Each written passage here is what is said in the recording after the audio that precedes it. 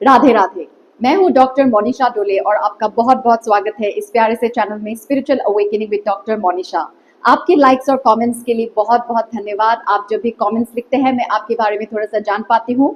तो वीडियो को देखने के बाद नीचे कमेंट सेक्शन में अपने थॉट जरूर शेयर करें। अगर चैनल को सब्सक्राइब नहीं किया है अभी तक तो कर दीजिए और मुझे थोड़ा सा प्यार और बल दीजिए। अगर आपको अपनी अवेकनिंग जर्नी में काउंसलिंग और थेरेपी सेशंस की जरूरत है तो आप मेरे साथ सेशंस बुक कर सकते हैं। Email me at monishadole@gmail.com। चलिए आज बात करते हैं एक बहुत ही कॉमन सवाल जो बहुत सारे लोगों के मन में है कि हम सही साथी को कैसे ढूंढें। How to find the right partner. ये सवाल आपको परेशान करता है ना, इसलिए आप ये वीडियो देख रहे हैं। तो चलिए आज इसी पे हम थोड़ा सा पर्दा हटाते हैं और इस पे चर्चा करते हैं। आपको सही इंसान तब तक नहीं मिलेगा जब तक आप खुद सही नहीं होते। हम अक्सर ये चाहते हैं कि हम जैसा चाहते हैं वैसा हमें एक पार्टनर मिले, लेकिन ये बहुत बड़ा ट्रैप है, ये एक इल्यूजन है। क्योंकि जो हम चाहते हैं वो किस सेंटर से आ रहा है। हम जो चाहते हैं जीवन में वो मोस्टली हमारे अहम से आता है, हमारे ईगो से आता है। और जो भी हमारे ईगो से आता है वो मोस्टली ट्रैप ही होता है, एक बंधन होता है। तो पहले तो हमें खुद से ये इंक्वायरी करनी पड़ेगी कि सही पार्टनर है क्या। तो मैं तो यही दुआ करूंगी, यही ब्लेसिंग्स दूंगी आप सबको कि आपको अपना मनचाहा पार्टनर तो बिल्कुल ही ना मिले, बिल्कुल ही ना मिले।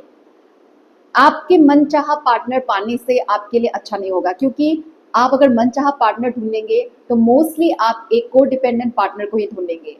जब भी आपके अंदर ये चाह होती है कि आपको कोई पार्टनर चाहिए तो ये एक बहुत बड़ा साइन है कोडिपेंडेंसी का। कोडिपेंडेंसी चीख चीख के अपने परम चोटी पे चीख के बोल रही है कि आपके अंदर कोडिपेंडेंसी कूट कूट के भरी हुई है। और इस कोडिपेंडेंसी से आप जिसको भी मैनिफेस्ट करोगे, जो भी आपके अंदर इच्छाएं होंगी, जो भी क्वालिटीज आप ढूंढोगे, लविंग, केयरिंग, लॉयल, ऑनेस्ट, अच्छा कमाने वाला, अच्छा दिखने वाला या दिखने वाली, वो सब आपके ईगो से आता है। और इसी के वजह से टॉक्सिक रिश्ते बनते हैं। ऐसे रिश्ते जो कोडिपेंडेंसी से बनते हैं वो थोड़े टाइम के लिए तो बहुत सही रहते हैं और बाहर से लगता है कि सब कुछ सही है, लेकिन ये धीरे धीरे धीरे धीरे व्यक्ति को बहुत खोखला बना देती है, अंदर एक इन्फेक्शन की तरह चल आ जाता है। अभी आप देखेंगे कि दुनिया में सब लोग कोडिपेंडेंट रिलेशनशिप्स में हैं और आपको लगेगा वो कितने खुश हैं, लेकिन ये बस दिखता है। यही है माया, यही है माया जाल, इल्यूजन। बाहर से वो लोग खुश दिखते हैं लेकिन अंदर ही अंदर उनके अंदर इतने सारे मेंटल हेल्थ इश्यूज होते हैं, फिजिकल हेल्थ इश्यूज होते हैं। उसका क्या, उनको लगता है ये तो समय की वजह से हो रहा है, बच्चे पैदा कर लिए इससे हो रहा है, उम्र हो गई इसलिए हो रहा है। नहीं, ये बीमारियां होती हैं आपके मेंटल हेल्थ, आपके कोडिपेंडेंसी की वजह से। महिलाओं में बहुत ज्यादा होता है, पुरुषों में भी होता है। शादी करने के बाद उनके अंदर बहुत ज्यादा फिजिकल इलनेसेस हो जाते हैं। ये सब कोडिपेंडेंसी की वजह से ही होता है। हमारे अंदर ये फॉल्स प्रोग्रामिंग है कि बुढ़ापा मतलब बीमारियां, ये भी एक प्रोग्रामिंग है, ये सत्य नहीं है। जरूरी नहीं है कि 50 के बाद आपको सारे प्रॉब्लम्स आएंगे, सारी बीमारियां आएंगी, जरूरी नहीं है, क्योंकि ये सब प्रोग्रामिंग है। पहले जो लोग 50-60 तक पहुंच जाते थे वो बहुत अलग दिखते थे, वो कमजोर होते थे। लेकिन आजकल के जो 50-60 के लोग होते हैं वो काफी हेल्दी होते हैं, क्योंकि वो फिटनेस पे ध्यान देते हैं, वो एक लाइफस्टाइल पे ध्यान देते हैं, वो लोग ट्रैवल करते हैं, इसीलिए आपका माइंड हेल्दी रहता है। आजकल लोग उन सब चीजों, लाइफस्टाइल पे तो ध्यान दे रहे हैं लेकिन फिर भी इमोशनल कोडिपेंडेंसी पे ध्यान नहीं देते। इसकी वजह से डिवोर्सेस बहुत ज्यादा होते हैं, एक दूसरे के साथ लोग रह नहीं पाते हैं। तो आपको सबसे पहले तो इस फीलिंग को अपने अंदर से हटानी है कि आपको एक सही व्यक्ति की जरूरत है। सही व्यक्ति आपको तभी मिलेगा जब आप खुद के लिए सही हो। अगर आपके अंदर ये कोडिपेंडेंसी है तो आप खुद के लिए टॉक्सिक है, आप खुद ही एक टॉक्सिक इंसान है। तो जितने भी लोग कोडिपेंडेंट होके रिश्ते में जाते हैं वो सब टॉक्सिक है, और टॉक्सिक लोग टॉक्सिक रिश्ते को ही बनाते हैं। तो शादी एक बंधन हो जाता है, ना कि एक फ्रेंडशिप। हस्बैंड एंड वाइफ का एक बहुत ही लीगल एंड सोशल ऑब्लिगेशन हो जाता है, ना कि एक साथी, ना कि एक फ्री रिश्ता जहाँ पे एक दूसरे से कुछ चाहिए नहीं, बस एक दूसरे का साथ ही बहुत कुछ है। Best friends. तो सही पार्टनर आप ढूंढते नहीं हैं, सही पार्टनर आपके पास अपने आप आता है जब आप स्वयं को बदलते हैं। जब तक आपके अंदर ये भाव है कि आपके लाइफ में किसी इंसान की कमी है, आपको किसी को ढूंढना है, आपका बायोलॉजिकल क्लॉक टिक टॉक कर रहा है, फैमिली प्रेशर दे रही है, तो आप खुद ही बहुत ज़्यादा बंधे हुए हैं। आपको खुद को पहले मुक्त करना है।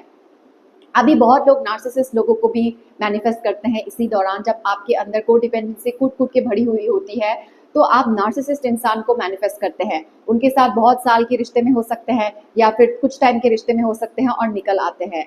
चाहे रिश्ता कुछ टाइम का हो या फिर लंबा हो, नार्सिसिस्टिक रिलेशनशिप से निकलने के बाद आपकी जो हालत होती है वो बहुत खतरनाक होती है, क्योंकि वो एक प्योरिफिकेशन का प्रोसेस होता है, वो अवेकनिंग का प्रोसेस होता है। तो जब भी आपके अंदर एक कोडिपेंडेंसी की भावना होती है, आप कोडिपेंडेंसी से भरपूर होते हैं, तो नार्सिसिस्ट प्रकृति की तरफ से आपके मुंह पे एक चाटा है, it's a tight slap awakening की। अवेकनिंग कभी कभी थप्पड़ से भी होता है।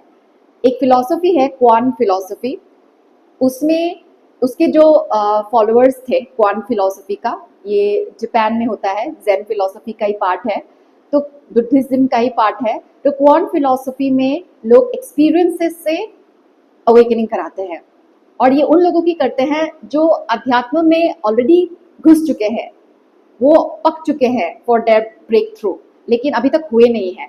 वो अभी घुसे नहीं है अध्यात्म में, वो आध्यात्मिक जर्नी में ही है, वो पक रहे हैं, और अंत में उनके गुरु उनको थप्पड़ मार के या शॉक थेरेपी से उनको जागृत कराते हैं।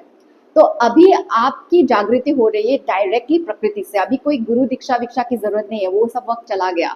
अभी डायरेक्ट आप प्रकृति के अंदर है, प्रकृति आपकी दीक्षा करा रही है, प्रकृति आपकी अवेकनिंग करा रही है। तो ये जो नार्सिसिस्ट इंसान आता है वो आपको थप्पड़ देने के लिए आता है, वो एक इल्यूजन है, वो नार्सिसिस्ट एक माया है, वो आपको दर्पण दिखाता है, वो आपको वो सब कुछ करता है जो आप अपने साथ कर रहे हैं। नार्सिसिस्ट कौन होता है? एक अब्यूजिव इंसान, लेकिन वो तो एक दर्पण है, क्योंकि आप खुद अपने प्रति बहुत ज़्यादा वायलेंट हैं। हर इंसान, हम उन्हें एक गुड इंसान या बुरे इंसान के रूप से देखते हैं। हम खुद को सोचते हैं कि हम तो अच्छे इंसान हैं या फिर सामने वाला इंसान बुरा है, लेकिन ये एक फॉल्स कॉन्सेप्ट है।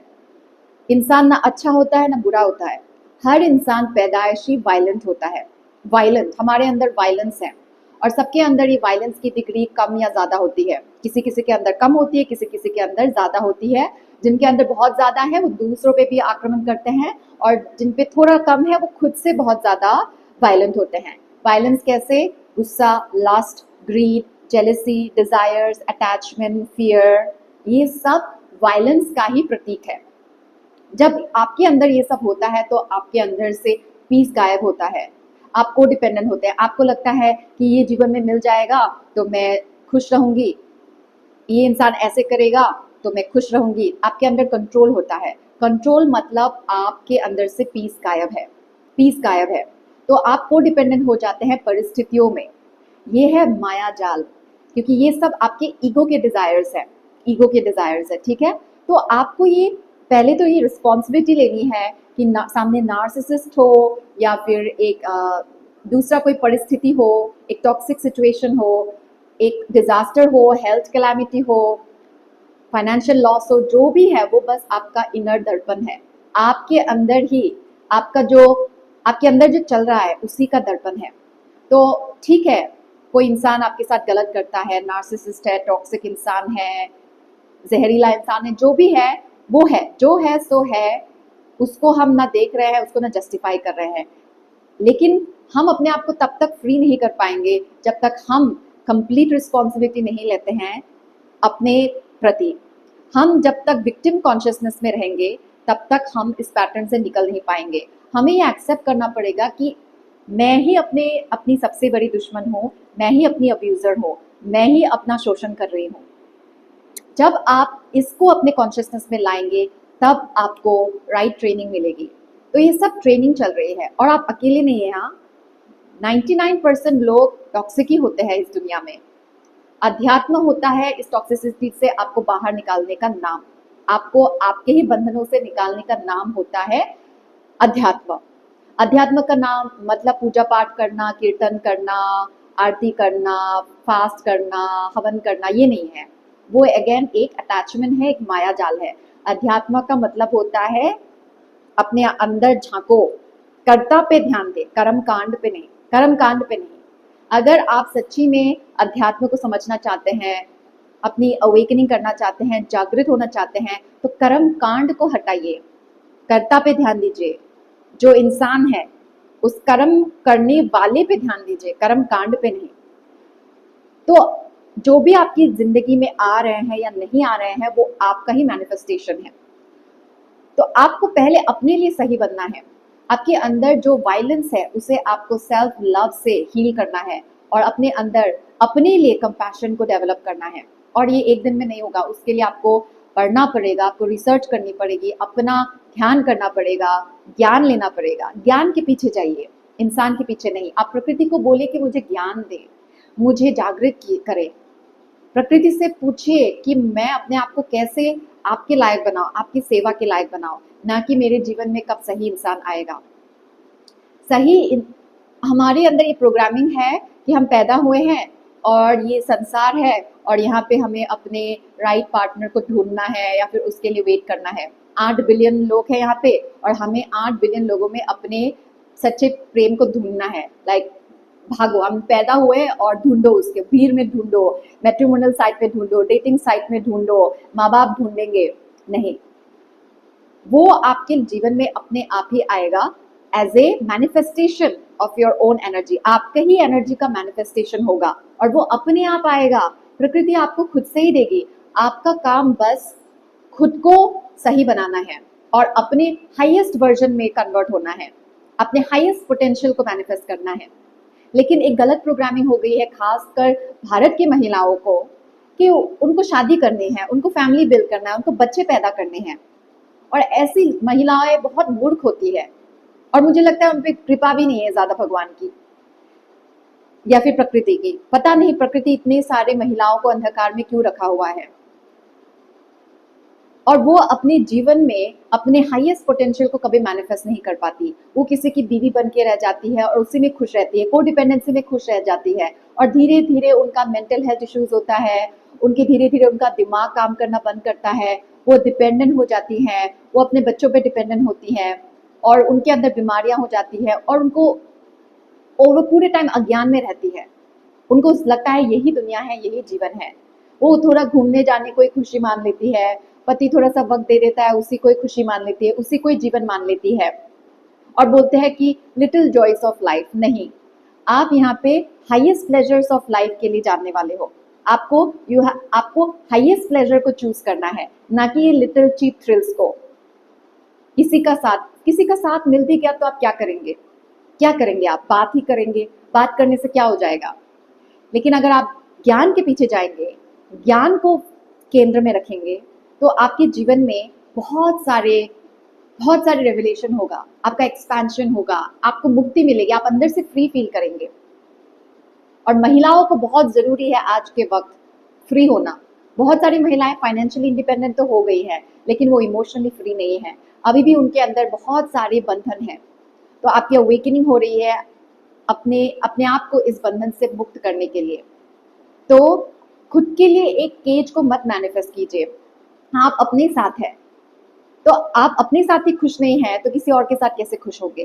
तो आप अपने लिए सही बनिए, अपने कमजोरियों को ध्यान दीजिए, उसको लिखिए कि आपके अंदर कौन सा एंगर है, लस्ट है, डिजायर है, ग्रीड है, जेलसी है, कोडिपेंडेंसी है। इनका एक लिस्ट बनाइए और पूछिए कि ये आपके अंदर क्यों है, ये सारे बिलीफ आपके अंदर क्यों है, और उसको आप रिलीज कीजिए और एक नया बिलीफ अपने आप को फ्री कीजिए, डिलीट कीजिए इनको अपने अंदर से, अपने आप को खाली कीजिए। जितना आप अपने आप को हल्का करेंगे उतना ही आप मैग्नेटिक हो जाएंगे, मैनिफेस्ट करेंगे बहुत इजीली। आपके अंदर की जो डिवाइन फेमिनाइन एनर्जी है वो एक्टिवेट हो जाएगी, डिवाइन मैस्कुलाइन एनर्जी एक्टिवेट हो जाएगी, और चीजें आपके पास अपने आप ही आएंगी। आपको ज्यादा स्ट्रगल करने की जरूरत नहीं है। तो आपका कुरुक्षेत्र आपके अंदर है, और आपको एक सारथी की भी जरूरत है। तो आप कृष्ण को अपना सारथी मानिए। कृष्ण मतलब सत्य। आप अपने साथ सत्य रहिए, आप अपने साथ ईमानदार रहिए, आप अपने साथ एकदम सिंसियर रहिए। आप अपने साथ लॉयल रहिए, आप अपने प्रति कमिटेड रहिए। जब आपके अंदर ये सब गुण होंगे, आप अपने प्रति लॉयल है, आप अपने प्रति कमिटेड है, आप अपने प्रति केयरिंग है, लविंग है, रिस्पेक्टफुल है, तो बाय डिफॉल्ट आप ऐसे ही पार्टनर को मैनिफेस्ट करेंगे जो आपको ये सब क्वालिटीज, ये सब आपको देगा। और आपको तब जरूरत भी नहीं पड़ेगी, आपको किसी के केयर की जरूरत नहीं पड़ेगी, आपको किसी के वक्त की जरूरत नहीं पड़ेगी, क्योंकि आप अपने टाइम को बहुत वैल्यू करेंगे, क्योंकि आपके पास बहुत कुछ है करने के लिए अपने वक्त में। आपका जीवन बहुत होल हो जाएगा। तो अपने होलनेस पे कंप्लीट कीजिए, काम कीजिए। आप जब पैदा होते हैं तब आप होल नहीं रहते हैं। कोई भी इंसान पैदाइशी होल नहीं रहता। जीवन में हमारा उद्देश्य है कि हम होल बने। हम बहुत कोडिपेंडेंट रहते हैं, हम बहुत वुंडेड रहते हैं। तो जीवन का उद्देश्य है कि हम अपने आप को होल बनाएं, और जब हम अपने आप को होल बनाएंगे तो हम अपने इंडिविजुअलाइजेशन को मैनिफेस्ट करेंगे, हम अपने स्वाधीन अस्तित्व को मैनिफेस्ट करेंगे, स्वाधीन हस्ती को मैनिफेस्ट करेंगे। ये जो प्रोग्राम वर्जन है हमारा, उसको हम रिलीज करेंगे और हम एक यूनिक आइडेंटिटी बनाएंगे अपना। और इसी की आज के समाज में ज़रूरत है। बहुत सारे ट्रेंड्स आ गए हैं, बहुत सारे कॉपी कैट आ गए हैं। हमारे भारत में 150 करोड़ लोग हैं, उससे भी ज़्यादा लोग हैं, लेकिन क्वालिटी ऑफ ह्यूमन लाइफ बहुत पुअर है ना, बहुत पुअर है। क्या कंट्रीब्यूशन उनका? आधे से ज़्यादा लोग तो बस खा पी के जी रहे हैं, चाहे वो गरीब हो, चाहे वो मिडिल क्लास हो, चाहे वो अपर क्लास हो। बहुत सारे लोगों का सोसाइटी के लिए कोई कंट्रीब्यूशन नहीं है, जीरो कंट्रीब्यूशन। वो बस खा पी जी रहे हैं, ऐश कर रहे हैं, कंज्यूम कर रहे हैं और प्रकृति का विनाश कर रहे हैं, प्रकृति को कष्ट दे रहे हैं। तो आपको अपने जीवन का उद्देश्य ढूंढना है। पहले अपने जीवन को उद्देश्य को ढूंढिए, अपने काम पे फोकस कीजिए और ऐसा काम कीजिए जिसमें प्रकृति का भला हो। प्रकृति के साथ अलाइन हो जाइए, प्रकृति के साथ एक संबंध बनाइए और देखिए प्रकृति आपको कैसे रिवॉर्ड करती है। एक सही पार्टनर सही वक्त में अपने आप आ जाएगा जब आपके अंदर वो नीड नहीं होगी। तो फिर दो होल लोग, दो कंप्लीट लोग रिश्ते में आएंगे। जैसे एग्जाम्पल मैं हमेशा देती हूँ, हमारे डिवाइन कपल हैं महात्मा ज्योतिराव फुले और उनकी धर्मपत्नी सावित्रीबाई फुले, जिनके शादी की वजह से समाज में बहुत कल्याण हुआ। That is called a divine marriage. एक ऐसी शादी जिनका पूरा केंद्र समाज सुधारना ही है, समाज की बेहतरी थी। उन्होंने अपना पूरा जीवन एक दूसरे की बेहतरी और समाज की बेहतरी में दे दिया। उसको बोलते हैं एक डिवाइन कपल और एक डिवाइन मैरिज। और ऐसे ही होना चाहिए सबको। अगर हमें किसी को कपल गोल्स मानना है तो इन सेलिब्रिटीज़ को मत देखिए, ठीक है? आप देखिए, आप पढ़िए ज्योतिराव फुले और सावित्रीबाई फुले के बारे में, उनकी जीवनी के बारे में, उनके संघर्षों के बारे में। उन्होंने हमारे लिए कितने त्याग किए हैं, कितना कुछ सहा है, और उनकी तरह बनने की कोशिश कीजिए। जब हम उनकी तरफ देखेंगे तो वो हमें ऊंचाई की तरफ लेके जाएंगे। आपको वैसा नहीं बनना है, उसकी ज़रूरत नहीं है, लेकिन हमें उस कैरेक्टरिस्टिक्स को लेना है। स्वाधीन होना, बेखौफ होना, ठीक है? तो आप अपने आप को खुद से फ्री कीजिए और अपने आप के लिए पहले सही बनिए। ओके, बस अपना ध्यान रखिए, खुश रहिए। राधे राधे।